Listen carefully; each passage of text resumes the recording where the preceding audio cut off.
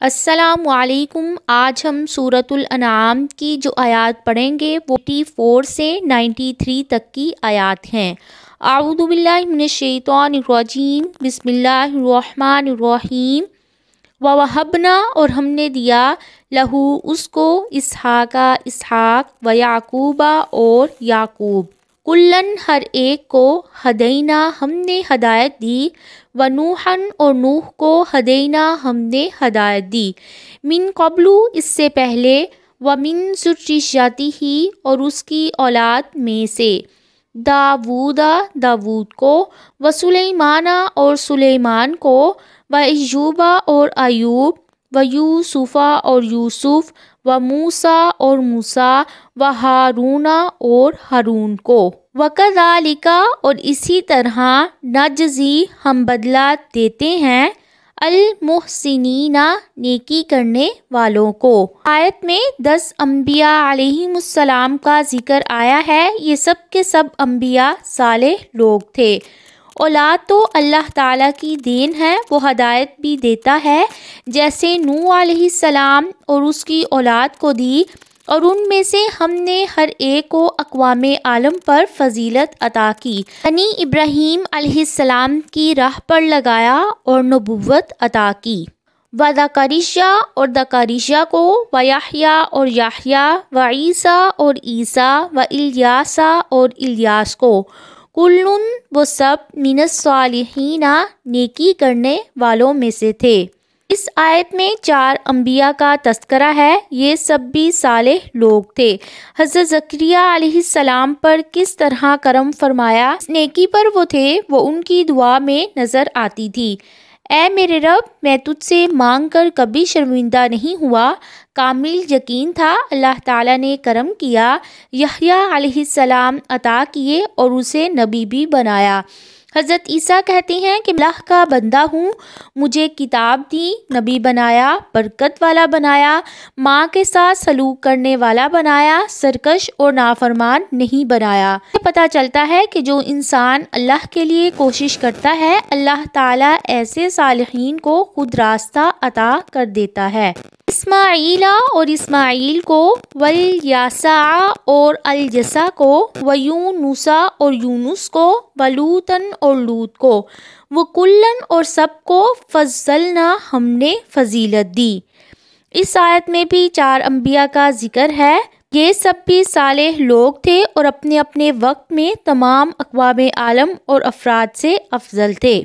وَمِنْ آبَائِهِمْ اور ان کے آباء و اجداد میں سے، وَذُرِّيَّتِهِمْ اور ان کی اولاد میں سے، وَإِخْوَانِهِمْ اور ان کے بھائیوں میں سے، وَاجْتَبَيْنَاهُمْ ہم نے منتخب کر لیا ان کو، وَهَدَيْنَاهُمْ اور ہم نے ہدایت دی ان کو، إِلَىٰ صِرَاطٍ مستقیم سیدھے راستے کی طرف۔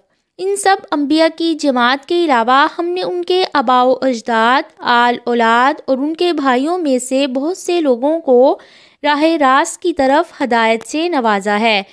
قابل ذکر بات یہ ہے کہ وہ توحید پرست تھے، شرک سے بیزار تھے، کیونکہ شرک ایک ایسی بری بلا ہے، اگر یہ انبیاء بھی شرک کرتے تو ان سب کے اعمال بھی برباد ہو جاتے۔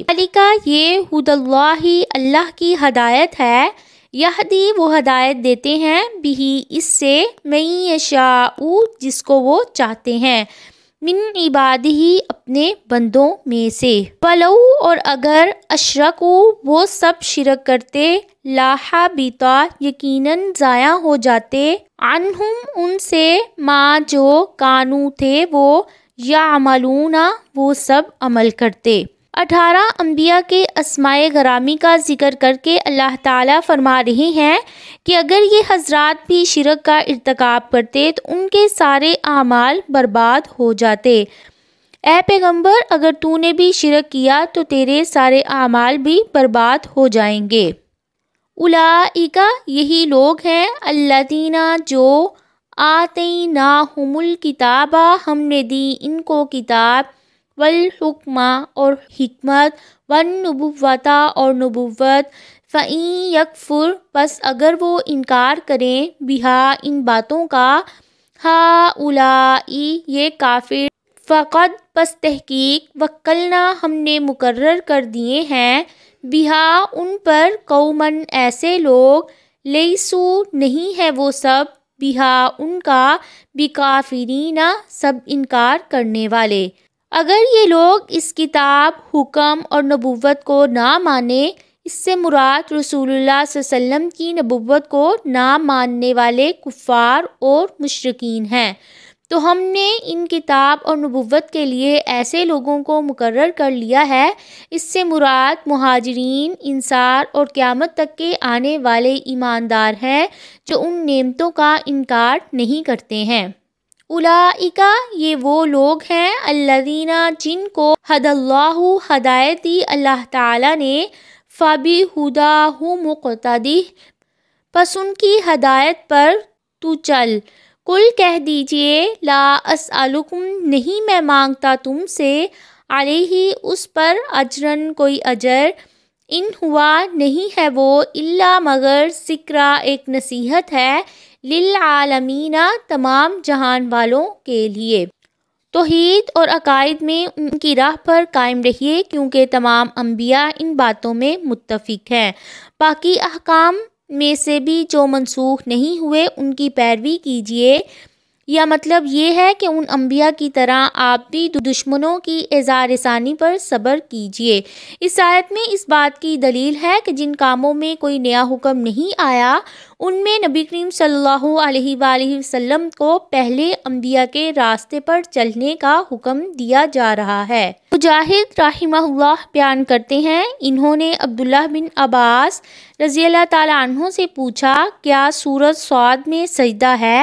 تو انہوں نے وَوَهَبْنَا لَهُ إِسْحَاقَ وَيَعْقُوبَ سے لے کر فَبِهُدَاهُ مُقْتَدِي تک تلاوت کر کے فرمایا ہاں، وہ داؤد بھی ان لوگوں میں سے تھے کی پیروی کا آپ کو اس آیت میں حکم دیا گیا ہے، اور اس آیت میں داؤد کے سجدے کا ذکر ہے، اور آپ صلی اللہ علیہ وسلم کو ان انبیاء کی پیروی کا حکم ہے۔ وما اور نہیں قدر اللہ قدر پہچانی ان سب نے اللہ تعالیٰ کی حق کا جیسا کہ حق تھا قدری ہی اس کی قدر کرنے کا، اس جب قالو انہوں نے کہا ما انزل اللہ نہیں اتاری اللہ تعالیٰ نے علی بشرٍ کسی انسان پر من شیءٍ کوئی چیز۔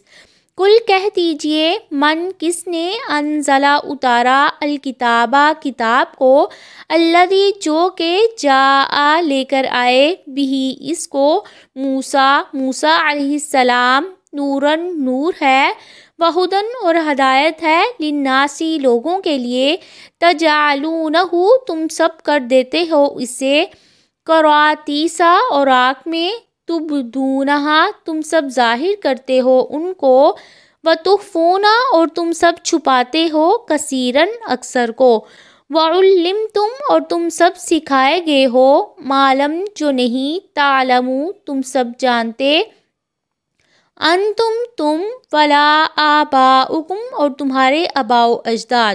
کل کہہ دیجئے للہ اللہ تعالیٰ ہی نے نازل کیا ہے ثم پھر ذرہم چھوڑو انہیں فی خوضہم اپنی غلط باتوں میں یلعبون وہ سب کھیلتے رہیں۔ یہ خطاب یہود کو ہے جنہوں نے رسول اللہ صلی اللہ علیہ وسلم سے دشمنی اور بغض کی بنا پر ایسی حقیقت کا انکار کر دیا جسے وہ خود بھی مانتے تھے۔ وہ کہتے تھے کہ اللہ تعالیٰ نے کسی بشر پر کوئی کتاب نازل نہیں فرمائی ہے۔ اس آیت میں ان کے اعتراض کا جواب دیا، ایک انہوں نے اللہ تعالیٰ کی قدر اور اس کے پہچاننے کا جو حق تھا اس کے مطابق انہوں نے اسے پہچانا ہی نہیں ہے، کیونکہ اللہ تعالیٰ نہ خود لوگوں سے کلام کرتے ہیں اور نہ اس کام کے لیے کوئی فرشتہ بھیجتے ہیں۔ اس کی ممکن صورت یہی ہے کہ اللہ تعالیٰ اپنا کلام فرشتوں کے ذریعے سے صرف نبی پر نازل فرمائے۔ اور اس آیت میں دوسرا جواب یہ دیا، یہ تو تم بھی مانتے ہو کہ حضرت موسیٰ علیہ السلام بشر تھے، آدم کی اولاد سے تھے، ان کے ماں باپ بھی تھے، تو ان پر جو کتاب اتاری گئی تھی وہ کس نے اتاری تھی؟ اگر یہ کتاب اللہ تعالیٰ نے نہیں اتاری تھی تو پھر تم نے اسے سنبھال کر کیوں رکھا؟ اور اس کتاب میں جو ہدایت کی باتیں اور علم کی روشنی ہے، کیا اللہ تعالیٰ کے علاوہ کوئی اور ایسی باتیں بتا سکتا ہے جو ہدایت کی باتیں اس کتاب میں موجود ہیں؟